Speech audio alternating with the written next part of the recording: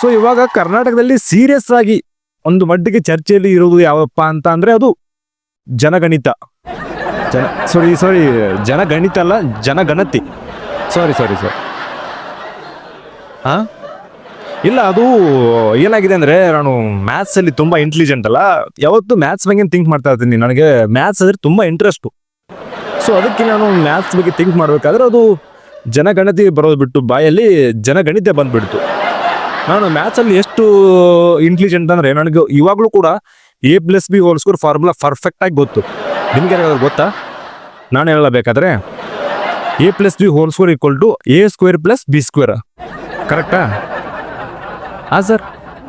2AB ಪಾಪ sir ಗೊತ್ತಿಲ್ಲ. 2AB sir ಇಲ್ಲ ಸರ್, ಇವಾಗ 2AB ಸರ್ ಬಿಗ್ ಬಾಸ್ ಹೋಗ್ಬಿಟ್ಟಿದೆ.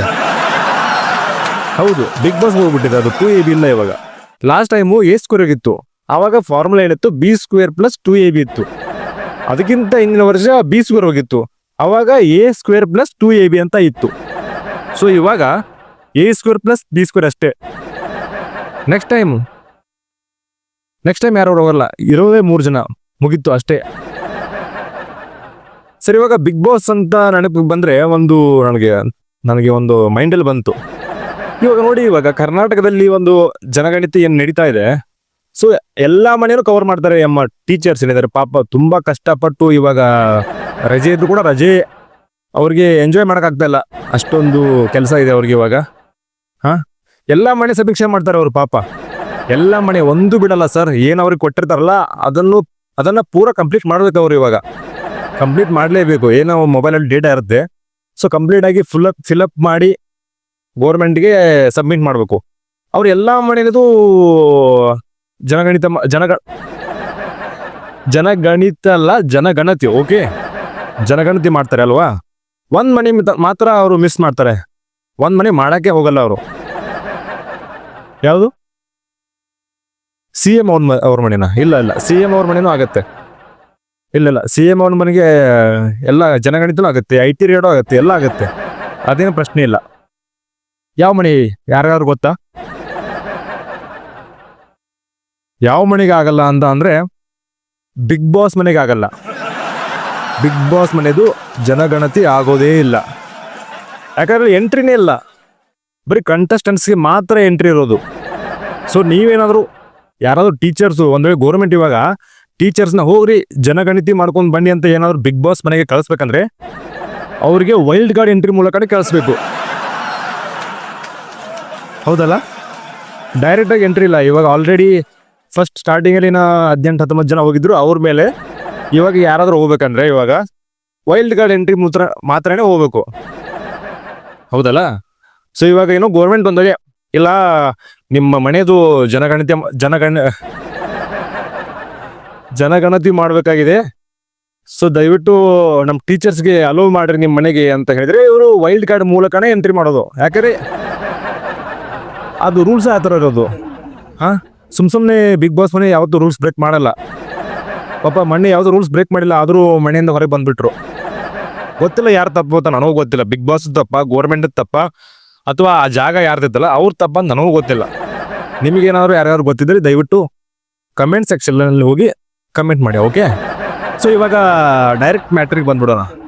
ಬಿಗ್ ಬಾಸ್ ಮನೆಗೆ ಏನೋ ಒಂದು ಎಂಟ್ರಿ ಸಿಕ್ತಿತ್ತು ಅನ್ಕೊಳ್ಳಿ. ಟೀಚರ್ಸ್ ಇವಾಗ ಜನಗಣತಿ ಮಾಡೋಕ್ಕೆ ಎಂಟ್ರಿ ಸಿಕ್ತು, ಹೋದ್ರು ವೈಲ್ಡ್ ಕಾರ್ಡ್ ಮೂಲಕ ಎಂಟ್ರಿ ತೊಗೊಂಡ್ರು ಅಂತ ಅನ್ಕೊಳ್ಳಿ. ಸೊ ಇವಾಗ ಇಂಟರ್ವ್ಯೂ ಮಾಡ್ಬೇಕಲ್ಲ, ಜನಗಣತಿ ಮಾಡ್ಬೇಕಲ್ಲ. ಫಸ್ಟ್ ಅವ್ರು ಹೋಗೋದು ನಮ್ಮ ಮೇಡಮ್ ಅಶ್ವಿನಿ ಗೌಡ ಹತ್ರ ಹೋಗ್ತಾರೆ.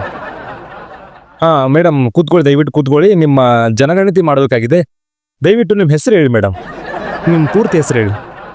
ಅವಾಗ ಅಶ್ವಿನಿ ಮೇಡಮ್ ಅವರು ಫುಲ್ ಕದರಾಗಿ ಸೀರಿಯಲ್ ಹಿಂಗೆ ಹೇಳ್ಕೊಂಡು ನಾನೇ ಕೇಳಬೇಕು.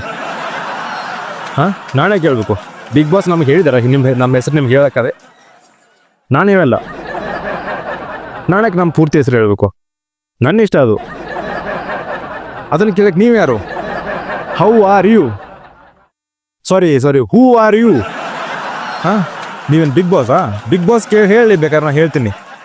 ಅದು ಬಿಟ್ಟು ಸುಮ್ಮನೆ ನಾನು ಯಾರಿಗೂ ಹೇಳಲ್ಲ ಹೆಸರನ್ನ. ಬೇಕಾದ್ರೆ ಕೇಳಿ, ಅಶ್ವಿನಿ ಗೌಡ ಅಷ್ಟೇ ನಾನು ಹೇಳೋದು, ಪೂರ್ತಿ ಹೆಸರು ಹೇಳೋಕ್ಕಾಗಲ್ಲ. ಯಾರು ಕೇಳಿದ್ರೆ ನಾನು ವ್ಯಾಲ್ಯೂ ಏನಾಗಬೇಕು? ಎಲ್ಲರೂ ಹೇಳೋಕ್ಕಾಗಲ್ಲ ಆ ಥರ. ಅಲ್ಲ ಇವಾಗ ಅಶ್ವಿನಿ ಗೌಡ ಅವರು ಹೆಸರಿಗೆನೆ ಈ ತರ ಮಾಡ್ಬಿಟ್ರು ಪಾಪ ಟೀಚರ್ಸ್ಗೆ. ಇನ್ನು ಫುಲ್ 50-60 ಕಾಲಮ್ಸ್ ಇರುತ್ತೆ, ಎಲ್ಲ ಫಿಲಪ್ ಮಾಡ್ಬೇಕಲ್ಲ, ಎಲ್ಲ ಡೀಟೇಲ್ಸ್ ಕಲೆ ಆಗ್ಬೇಕಂದ್ರೆ ಅವರು ಒಪ್ಕೋಬೇಕಲ್ಲ ಅಶ್ವಿನಿ ಗೌಡ ಅವರು. ಯಾಕಂದ್ರೆ ಅವ್ರು ಮನೆ ಬಿಗ್ ಬಾಸ್ ಮನೆ ರಾಣಿ. ಬಿಗ್ ಬಾಸ್ ಅವರು ಹೇಳ್ಬಿಟ್ಟಿದ್ದಾರೆ, ನೀವು ಬಿಗ್ ಬಾಸ್ ಮನೆ ರಾಣಿ, ಯಾರಿಗೂ ಅಂಜಂಗಿಲ್ಲ, ಎಲ್ರ ಕೈಲೇ ನೀವೇ ಕೆಲಸ ಮಾಡಿಸ್ಬೇಕು, ನೀವು ಕೆಲಸ ಮಾಡೋ ಆಗಿಲ್ಲ. ಸೊ ಅದೊಂದು ಆ್ಯಟಿಟ್ಯೂಡ್ ಅವ್ರಿಗೆ. ನಾನ್ಯಾಕೆ ಹೇಳಿ ನಾನ್ಯಾಕೆ ಹೇಳಿ ಅಂತ. ಸೊ ಇವಾಗ ಟೀಚರ್ಸ್ಗೆ ದೊಡ್ಡ ತಲೆನೋವು. ಇವಾಗ ಏನಾದರೂ ಮಾಡಿ ಡೀಟೇಲ್ಸ್ನ ಕೇಳಲೇಬೇಕು, ಇಲ್ಲಾಂದರೆ ಬಂದಿರೋದೆಲ್ಲ ವೇಸ್ಟ್ ಆಗಿಬಿಡುತ್ತೆ. ಸೊ ಅವಾಗ ಅವ್ರು ಪ್ಲ್ಯಾನ್ ಮಾಡ್ಬೇಕು ಏನಂತ, ಮೇಡಮ್ ನಾವು ಹೊರಗಡೆ ಹೋದ್ಮೇಲೆ ನಿಮಗೆ ಸಪೋರ್ಟ್ ಮಾಡೋದು, ನಿಮಗೆ ಓಟ್ ಹಾಕೋದು ಮೇಡಮ್, ದಯವಿಟ್ಟು ಸ್ವಲ್ಪ ಡೀಟೇಲ್ಸ್ ಕೊಡಿ. ಆವಾಗ ನಮ್ಮ ರುದ್ರಿಯಾಗಿರುವಂಥ ಅಶ್ವಿನ್ ಗೌಡ ಅವರು ಸ್ವಲ್ಪ ಕೂಲ್ ಆಗ್ತಾರೆ. ಆವಾಗ ನಾರ್ಮಲಿಗೆ ಬಂದ್ಬಿಟ್ಟು ಹೇಳ್ತಾರೆ, ಹೌದಾ, ಓ thank you thank you thank you thank ಮತ್ತೆ ಮನೇಲೆಲ್ಲ ಆರಾಮ ಅಂತ ಕೇಳೋ ಸ್ಟಾರ್ಟ್ ಮಾಡಿಬಿಡ್ತಾರೆ. ಫುಲ್ಲು ರಾಣಿ ಅಂತ ಇದ್ದವರು ಸಡನ್ನಾಗಿ ನಾರ್ಮಲ್ಲು. ಯಾಕಂದರೆ ಹೊರಗಡೆ ಸಪೋರ್ಟ್ ಸಿಗುತ್ತೆ. ಇವಾಗ ಟೀಚರ್ಸ್ ಎಲ್ಲ ಹೋಗ್ಬಿಟ್ಟು ಪಾಪ ಅಶ್ವಿನಿ ಗೌಡರು ತುಂಬ ಒಳ್ಳೆಯವರು ಅಂತ ಹೇಳ್ಬಿಟ್ಟು ಸಪೋರ್ಟ್ ಮಾಡೋಕ್ಕೆ ಹೇಳ್ತಾರೆ ಎಲ್ರಿಗೂ. ಅದೊಂದು ನಂಬಿಕೆ ಇವ್ರಿಗೆ. ಅವ್ರಿಗೇನು ಗೊತ್ತು, ಹಾಂ ಇಲ್ಲಿಂದ ಹೆಂಗಾದ್ರೂ ಹೋದ್ರೆ ಸಾಕಾಗಿರುತ್ತೆ ಅವ್ರಿಗೆ, ಮೇಡಮ್ಗಳಿಗೆ, ಟೀಚರ್ಸ್ಗೆ. ಇವಾಗ ಮುಗೀತು ಅಶ್ವಿನಿ ಗೌಡ ಅವ್ರದ್ದು ಜನಗಣತಿ ಮುಗೀತು. ಇವಾಗ ನೆಕ್ಸ್ಟ್ ನಮ್ಮ ಸತೀಶ, ಡಾಗ್ ಸತೀಶ, ಸಾರಿ ಕ್ಯಾಡಗಮ್ ಸತೀಶ. ಡಾಗ್ ಸತೀಶ್ ಅನ್ನಂಗಿಲ್ರಿ ಅವ್ರಿಗೆ, ಅಂದ್ಬಿಟ್ರೆ ನಮ್ಮೆಲ್ಲ ಕೇಸ್ ಹಾಕ್ಬಿಡ್ತಾರೆ ಗೊತ್ತಲ್ಲ. 14 ವರ್ಷ ಜೈಲು, ವನವಾಸ. ನಮ್ಮದು ವನವಾಸ ಅಲ್ಲ, ನಮ್ಮದು ಜೈಲು ವಾಸ. ರಾಮ 14 ವರ್ಷ ವನವಾಸ ಹೋಗಿದ್ರು ಪಾಪ, ಅವ್ರದ್ದು ರಾಮಾಯಣ ಆಯಿತು. ನಾವು 14 ವರ್ಷ ಜೈಲು ಹೋಗೋದು, ನಮ್ಮದು ರಾಮಾಯಣ ಅಲ್ಲ, ನಮ್ಮದು ಜೈಲು ವಾಸ. ಹೌದಾ? ಸೊ ಅವಾಗ ಅದಕ್ಕೆ ಯಾರು ಕೂಡ ಸತೀಶ್ ಅವರಿಗೆ ಡಾಗ್ ಸತೀಶ ಅನ್ನೋಕೆ ಹೋಗ್ಬೇಡ್ರಿ. ಅವ್ರು ಮೊದಲೇ ಬಿಗ್ ಬಾಸಲ್ಲಿ ಹೇಳ್ಬಿಟ್ಟಿದ್ದಾರೆ, ನಾನು ಕ್ಯಾಡಗಮ್ ಸತೀಶ.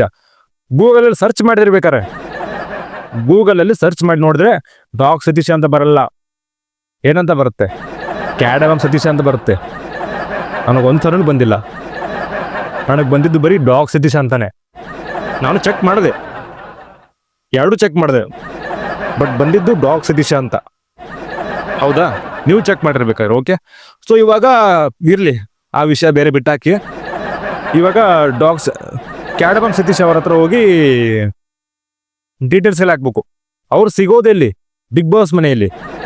ಅವ್ರು ಸಿಗೋದು ಬಾತ್ರೂಮಲ್ಲಿ ಮಾತ್ರ. ಬಾತ್ರೂಮ್ ಒಳಗಡೆ ಸತೀಶ್ ಅವರು ಇರ್ತಾರೆ, ಹೊರಗಡೆ ಪಾಪ ಚಂದ್ರಪ್ರಭಾ ಅವರು ಕೂತ್ಕೊಂಡಿರ್ತಾರೆ. ಎಷ್ಟೊತ್ತಿಂದ? 5-6 ಗಂಟೆ ತನಕ. ಯಾಕೆಂದ್ರೆ ಅವರು ಅರ್ಧ ಗಂಟೆ 1 ಗಂಟೆಯಲ್ಲಿ ಮುಗಿಯುವಂಥ ಸ್ನಾನ ಅಲ್ಲ ಅವ್ರದ್ದು, ಮಿನಿಮಮ್ 5-6 ಗಂಟೆ ಬೇಕು. ಇರೋ 24 ಗಂಟೆಯಲ್ಲಿ 6 ಗಂಟೆ ಅಲ್ಲೇ ಹೋಗ್ಬಿಡುತ್ತೆ ಅವ್ರದ್ದು. ಇವ್ರು ಮೇಡಮ್ ಅವ್ರಿಗೆ ಟೈಮ್ ಇರಲ್ಲ, ಬೇಗ ಹೋಗಬೇಕು. ಇದು ಒಂದು ಮನೆಗೇ 1-2-3 ಜನ ತೊಗೊಂಡ್ಬಿಟ್ರೆ, ಮಿಕ್ಕಿದ ಮನೆಯೆಲ್ಲ ಬೆಂಗಳೂರಲ್ಲಿ ತುಂಬ ಮನೆ ಇದೆ, ಮಾಡಬೇಕಲ್ಲ ಜನಗಣತಿ ಮಾಡಬೇಕಲ್ಲ. ಹೌದಲ್ಲ? ಸೊ ಇವಾಗ ಏನು ಮಾಡೋಕ್ಕಾಗಲ್ಲ. ಸತೀಶ್ ಅವರೊಂದು ಬಾತ್ರೂಮಲ್ಲಿದ್ದಾರೆ, ಓಕೆ ಬಿಟ್ಟರು. ಚಂದ್ರಪ್ರಭಾ ಅವ್ರದ್ದು ಎಲ್ಲ ಡೀಟೇಲ್ಸ್ಗೆಲ್ಲ ಹಾಕ್ಬಿಟ್ರು, ಹೊರಗಡೆ ಕುಂತಿದ್ರು ಇಲ್ಲೇ ಬಾತ್ರೂಮ್ ಹತ್ರ. ಅವ್ರು ಸಿಕ್ತು. ಇವಾಗ ಸತೀಶ್ ಅವರು ಇನ್ನೂ ಬಂದಿಲ್ಲ, ಬಟ್ ಡೀಟೇಲ್ಸ್ ಬೇಕಲ್ಲ. ಮೇಡಮ್ ಅವ್ರ ಹತ್ರ ಟೈಮ್ ಇಲ್ಲ. ಮೇಡಮ್ ಅವ್ರ ಹತ್ರ ಎಷ್ಟು ಸಿಟ್ಟು ಬಂತಂದರೆ, ಇಲ್ಲಿ ಚಂದ್ರಪ್ರಭಾ ಅವ್ರದ್ದು ಜನಗಣತಿ ಮುಗಿಸಿದ್ರು, ಮಿಕ್ಕಿದ ಎಲ್ಲ ಬಿಗ್ ಬಾಸ್ ಕಂಟೆಸ್ಟೆಂಟ್ಸ್ ಮುಗಿಸಿದ್ರು ಕೂಡ ಸತೀಶ್ ಅವರು ಬರಕ್ಕೆ ರೆಡಿನೇ ಇಲ್ಲ. ಯಾಕಂದ್ರೆ ಅವ್ರಿಗೆ ಗೊತ್ತಿಲ್ಲ ಹೊರಗಡೆ ಯಾರು ಬಂದಿದ್ದಾರೆ, ಜನಗಣತಿ ಮಾಡೋಕ್ಕೆ ಟೀಚರ್ಸ್ ಬಂದಿದ್ದಾರೆ. ಸೊ ಡೀಟೇಲ್ಸ್ ಕೊಡಬೇಕು ಅಂತ ಗೊತ್ತಿಲ್ಲ. ಯಾರು ಡೋರ್ ಬಡಿದ್ರು ಅವ್ರಿಗೆ ಕೋಪ ಬಂದ್ಬಿಡುತ್ತೆ, ಯಾಕೆ ಇವರು ಸ್ನಾನ ಮಾಡ್ಬೇಕಾದ್ರೆ ಡಿಸ್ಟರ್ಬ್ ಮಾಡ್ತಾರೆ ಬಿಕ್ಕಿದವರು ಅಂತ. ಸೊ ಟೀಚರ್ಸ್ಗೆ ದೊಡ್ಡ ತಲೆನೋವು ಆಗಿಬಿಡ್ತು. ಎಲ್ರಿಗೂ ಆಯಿತು, ಇವ್ರೊಬ್ರದ್ದು ಮಾತ್ರ ಆಗಲಿಲ್ಲಪ್ಪ, ಇನ್ನೇನು ಮಾಡೋದು ಅಂತ ಏನು ಮಾಡೋಕ್ಕಾಗಲ್ಲ. ಪಾಪ ಏನು ಮಾಡಿದ್ರು, ಹೊರಗಡೆ ನಿಂತ್ಕೊಂಡೆ ಕೇಳಕ್ಕೆ ಸ್ಟಾರ್ಟ್ ಮಾಡಿಬಿಟ್ರು. ಸರ್ ಸತೀಶ್ ಸರ್, ನಾವು ಟೀಚರ್ಸು ಜನಗಣತಿ ಮಾಡಕ್ಕೆ ಬಂದಿದ್ದೀವಿ ಬಿಗ್ ಬಾಸ್ ಮನೆಗೆ. ಅವರು ಒಂದು 5 ನಿಮಿಷ ಬರ್ತೀನಿ ಅಂತ ಹೇಳಲಿಲ್ಲ ಸತೀಶ್ ಅವರು. ಹೌದಾ, ಸರಿ ಹೇಳಿ, ಏನು ಮೇಡಮ್, ಏನು ವಿಷಯ ಹೇಳಿ. ಮೇಡಮ್ ಅವ್ರು ಶಾಕ್ ಆಯಿತು. ಅಲ್ಲ, ಇವರು ನಾವು ಈ ಥರ ಬಂದಿದ್ದೀವಿ ಅಂತ ಹೇಳಿದ್ರೆ ಹೊರಗಡೆ ಬಂದು ಏನಾದರೂ ಡೀಟೇಲ್ಸ್ ಕೊಡ್ತಾರೋ, ಒಂದು 5 ನಿಮಿಷ ತಡೀರಿ ಬರ್ತೀನಿ ಹೇಳ್ತಾರೆ ಅಂತ ಅವ್ರು ಅಂದ್ಕೊಂಡಿದ್ರು ಪಾಪ. ಬಟ್ ಅವ್ರು ಬರಕ್ಕೆ ರೆಡಿನೇ ಇಲ್ಲ. ಅವ್ರು ಅಲ್ಲೇ ಕುಂತ್ಕೊಂಡು ಹೇಳ್ರಿ ಮೇಡಮ್ ಅಂತ ಹೇಳಿದ್ರು. ಏನು ಮತ್ತು ಬಂದಿರೋದು ವೇಸ್ಟ್ ಆಗಿಬಿಡುತ್ತೆ ಅಂತ ಹೇಳಿ ಟೀಚರ್ಸ್ ಪಾಪ ಏನು ಮಾಡ್ತಾರೆ, ಪಾಪ ಅವರು ಕೇಳಕ್ಕೆ ಸ್ಟಾರ್ಟ್ ಮಾಡಿಬಿಟ್ರು. ಸರ್ ಹೇಳಿ ಸರ್ ನಿಮ್ಮದು. ನಂದು ಬರ್ಕೊಡ್ರಿ, ನಂದು ಕ್ಯಾಡಗಮ್ ಸತೀಶ. ಡಾಗ್ ಸತೀಶ ಅಂತ ಬರ್ಕೊಳಕ್ಕೆ ಹೋಗ್ಬೇಡಿ, ಕ್ಯಾಡಗಮ್ ಸತೀಶ ಅಂತಾನೆ ಬರ್ಕೋಬೇಕು. ಏನಾದರೂ ಡಾಗ್ ಸತೀಶ ಅಂತ ಬರ್ಕೊಂಡಿದ್ದು ಏನಾದರೂ ಗೊತ್ತಾದರೆ ಕೇಸ್ ಹಾಕ್ಬಿಡ್ತೀನಿ ನಿನ್ನ ಮೇಲೆ, ಓಕೆನಾ? ಸರಿ, ಹಾಂ, ಹೆಸರು ಕೇಳಿದ್ರು, ಮಿಕ್ಕಿದೆಲ್ಲ ಡೀಟೇಲ್ಸ್ ಕೇಳಿದ್ರು. ಅವಾಗ ಅವ್ರದ್ದೊಬ್ಬರದೇ ಮುಗಿಲಿಲ್ಲ, ಕ್ಯಾಡಗಮ್ ಸತೀಶ್ ಅವ್ರು ಹೇಳ್ತಾರೆ, ನಂದು ಐತಿ ಮೇಡಮ್, ನಮ್ಮ ನಾಯಿದು ಯಾರು ಮಾಡ್ತಾರೆ? ನಾಯಿದು ಮಾಡ್ಬೇಕಂತೆ. ಅವ್ರು ಅವಾಗ ಮೇಡಮ್ ಅವ್ರು ಹೇಳಿದರು, ಸರ್ ನಿಮ್ಮ ನಾಯಿ ಜಾತಿ ಗಣತಿ ಮಾಡೋಕ್ಕೆ ಬೇರೆ ಟೀಚರ್ಸ್ನ ಕಳಿಸ್ತೀವಿ, ಆವಾಗ ನಿಮ್ಮ ನಾಯಿ ಡೀಟೇಲ್ಸ್ ಎಲ್ಲ ಫುಲ್ ಕೊಟ್ಬಿಡಿ. ನಿಮ್ಮ ನಾಯಿ ಗಂಡ ಹೆಣ್ಣ, ವಯಸ್ಸೆಷ್ಟು, ಮದುವೆ ಆಗಿದೆಯಾ ಇಲ್ವಾ, ಡಿವೋರ್ಸಾ,